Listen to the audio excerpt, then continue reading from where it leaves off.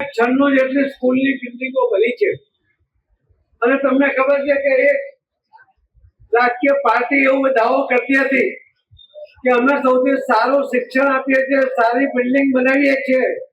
મારે એમને આમંત્રણ છે કે એકવાર સુરત મહાનગરપાલિકાની આ બિલ્ડિંગોને જોઈ જાઓ, તમે તમારા શીશ મહેલને પણ ભૂલી જાઓ. એ પ્રકારનું અહીં પણ જે કન્સ્ટ્રક્શન થયું છે. સુરતમાં આજે એક કાર્યક્રમનું આયોજન હતું. કેન્દ્રીય જળશક્તિ મંત્રી સી.આર. પાટીલ ત્યાં હાજર હતા. એમના હસ્તે 34.13 કરોડના ખર્ચે તૈયાર થયેલા કુલ 10 જેટલી શાળાઓ એનું લોકાર્પણ અને ખાતમુહૂર્ત થયું. આ કાર્યક્રમ એ ખાતમુહૂર્ત અને લોકાર્પણનો હતો, પણ એમાંથી રાજનીતિ અને એક એવું નિવેદન સામે આવ્યું જે નિવેદન ચર્ચાના કેન્દ્રમાં રહ્યું.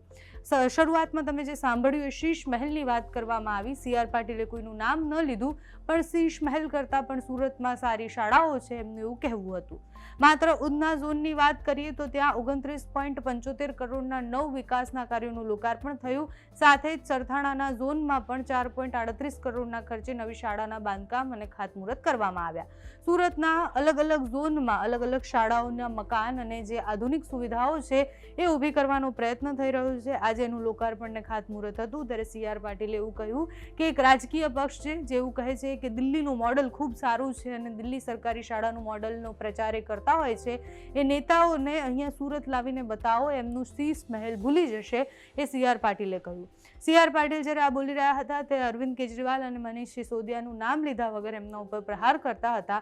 આજના કાર્યક્રમમાં સી.આર. પાટીલે સુરતની શાળાઓ વિશે શું કહ્યું, અરવિંદ કેજરીવાલ અને મનીષ સિસોદિયાને ટોણો મારતા શું કહ્યું તે સાંભળો. એણે રાજ્ય સરકારના સહયોગ સાથે કામ કર્યું છે.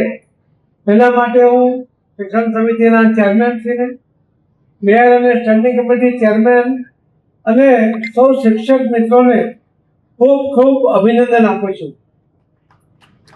આખા દેશમાં મહાનગરપાલિકા દ્વારા ચાલતી નગર પ્રાથમિક શિક્ષણ સમિતિઓમાં જો સૌથી સારું શિક્ષણ આપવામાં આવતું હોય તો એ સુરત શહેરમાં આપવામાં આવે છે. અને એના જો કોઈ અભિનંદનના અધિકારી હોય તો શિક્ષક ભાઈ બહેનો છે, જેમણે ખૂબ જહેમત કરીને બાળકોને તૈયાર કર્યા છે.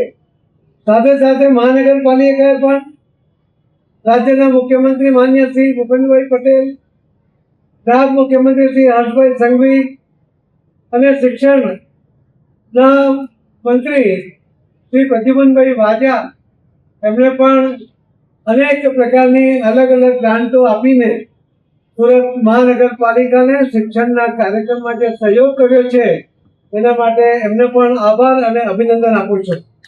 આજે સુરત શહેરની અંદર 396 જેટલી સ્કૂલની બિલ્ડિંગો બની છે અને તમને ખબર છે કે એક રાજકીય પાર્ટી એવો દાવો કરતી હતી કે અમે સૌથી સારું શિક્ષણ આપીએ છીએ, સારી બિલ્ડિંગ બનાવીએ છીએ.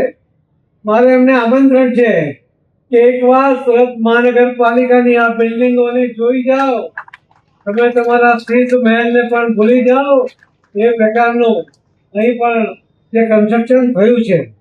અહીં લગભગ 2,10,000 જેટલા વિદ્યાર્થીઓ કુલ મળીને ભણે છે. 5,000 થી વધારે ટીચરો અહીં કામ કરે છે.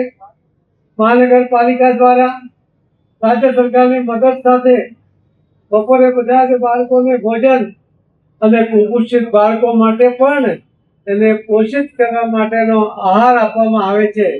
સાથે સાથે 2 જોડી કપડાં, 1 જોડી બૂટ અને બૂટ મોજા સાથે એ પણ મહાનગરપાલિકા અહીંયા વિદ્યાર્થીઓને સારી ક્વોલિટીના પૂરા પાડે છે.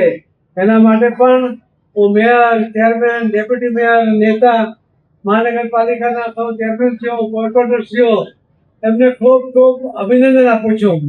અને આપને વિશ્વાસ અપાવું છું કે એક સમય હતો કે ગરીબ અને સામાન્ય વ્યક્તિએ પોતાના બાળકોને મહાનગરપાલિકાના સ્કૂલમાં ભણવા મોકલતો હતો, પરંતુ બીજા બધા મધ્યમ વર્ગ અને ઉપરના વર્ગના લોકોને એવું લાગતું હતું કે મહાનગરપાલિકામાં બાળકોને સારું શિક્ષણ મળતું નથી, એટલા માટે પ્રાઇવેટ સ્કૂલમાં ભણાવતા હતા, ટ્યુશનના પૈસા ખર્ચ કરતા હતા. પરંતુ આજે આપણે જોયું હશે કે વર્ષોની શિક્ષકોની મહેનત અને જહેમતને કારણે આજે આ મહાનગરપાલિકાના શિક્ષણના ક્વોલિટીમાં જે રીતે સુધાર થયો છે, બદલાવ આવ્યો છે અને જે વિશ્વસનીયતા આવી છે, એના કારણે પ્રાઇવેટમાં પણ ભણતા બાળકોને હવે વાલીઓ એ મહાનગરપાલિકાના સ્કૂલમાં એને દાખલ કરે છે. એ જ આપણને બતાવે છે કે મહાનગરપાલિકામાં વિદ્યાર્થીઓ માટે શિક્ષકો તનતોડ મહેનત કરે છે અને એનામાં રહેલી ટેલેન્ટને ઓળખીને એને આગળ વધારવા માટે પણ પ્રયત્ન કરે છે. આજ મહાનગરપાલિકાની સ્કૂલોમાંથી ભણીને અનેક વિદ્યાર્થીઓ એ આગળ વધ્યા છે. કોઈ ડોક્ટર થયા, કોઈ અલગ અલગ ક્ષેત્રમાં ગયા, કોઈ વકીલ થયા, કોઈ સાયન્ટિસ્ટ પણ થયા છે. એટલે આવા અનેક ઉદાહરણો એ આ મહાનગરપાલિકાના સ્કૂલમાં ભણતા બાળકોએ પોતાના ટેલેન્ટને આધારે, પોતાના વાલીઓની મદદ સાથે અને શિક્ષકોના સહકાર સાથે એમણે પણ આ સિદ્ધિ હાંસલ કરી શક્યા છે. એના માટે હું ફરીથી શિક્ષક ભાઈ બહેનોને ખૂબ ખૂબ અભિનંદન આપું છું. તેમના આચાર્યશ્રીઓને પણ અભિનંદન આપું છું.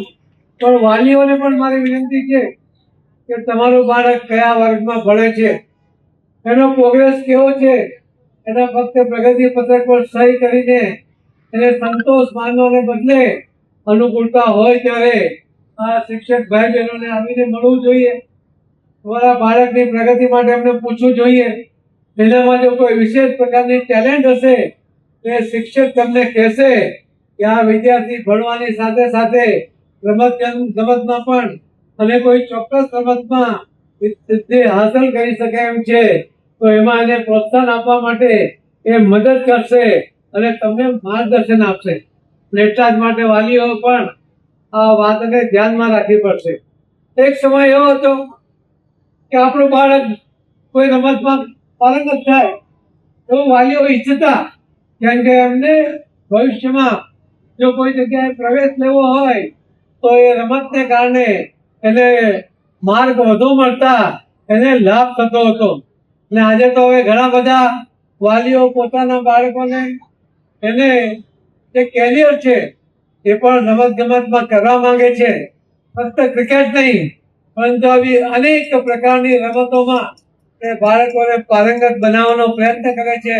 તે માનનીય પ્રધાનમંત્રી શ્રી નરેન્દ્રભાઈ મોદી સાહેબે તે ગુજરાતની અંદર પણ ખેલ મહાકુંભ શરૂ કર્યો અને દેશમાં પણ એને આગળ લઈ ગયા.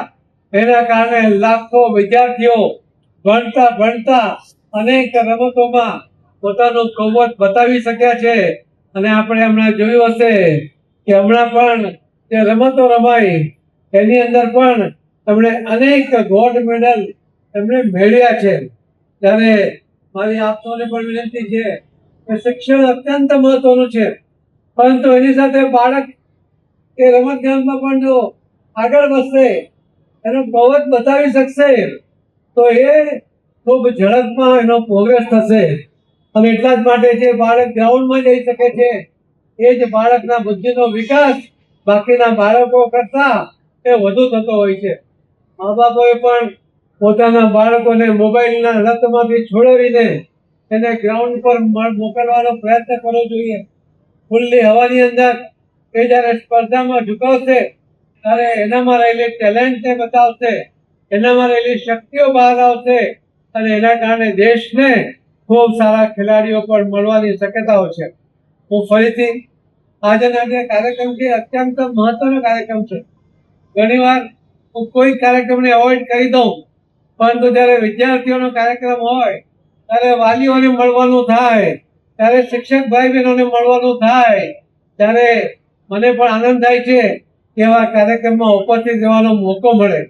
આ શિક્ષકો ફક્ત શિક્ષણનું કાર્ય નથી કરતા, પણ સાથે સાથે સમાજ સુધારણાનું પણ કામ કરે છે. જે મા બાપ પોતાના બાળકોને અમુક જે કુટેવો છોડાવી નથી શકતા, એ શિક્ષકો જ્યારે પોતાના વિદ્યાર્થીને એ સમજાવે છે ત્યારે બાળક એવા કુટેવોમાંથી પણ દૂર થઈ જાય છે. એને કદાચ વારંવાર મોબાઈલ જોવાની ટેવ હોય તો એમાંથી પણ એનો છુટકારો થાય છે. એને પુસ્તકોમાં રસ પડે તે પ્રકારના પુસ્તકો વાંચવા માટે પણ, તેવા પુસ્તકો આપવા માટે પણ આ શિક્ષકો પ્રયત્ન કરતા હોય છે. એના કારણે પણ બાળકોનું ઘડતર થતું હોય છે. અને એટલે જ માનનીય પ્રધાનમંત્રી મોદી સાહેબ કહેતા હતા કે જ્યારે તમારે કોઈ દીકરી આપવી હોય ત્યારે એના બેંક એકાઉન્ટમાં કેટલા પૈસા છે જોવાને બદલે એના ઘરમાં કેટલા પુસ્તકો છે એ તમે જોઈને દીકરીને આપજો. ત્યાં સંસ્કાર હશે તો લક્ષ્મીની કૃપા તો થવાની જ છે. આપણે પણ આપણા બાળકોને શિક્ષણની સાથે સાથે સંસ્કાર આપીએ એવી આપ સૌને વિનંતી કરીને ફરીથી આજે જે નવી નવી બિલ્ડિંગો મહાનગરપાલિકાએ બનાવી છે, જે રીતે એમણે એની ક્વોલિટી જાળવી છે, જે રીતે શિક્ષક ભાઈ બહેનોએ અભ્યાસની ક્વોલિટી જાળવી છે, એને જાળવતા રહે. વાલીઓની તો અપેક્ષા હશે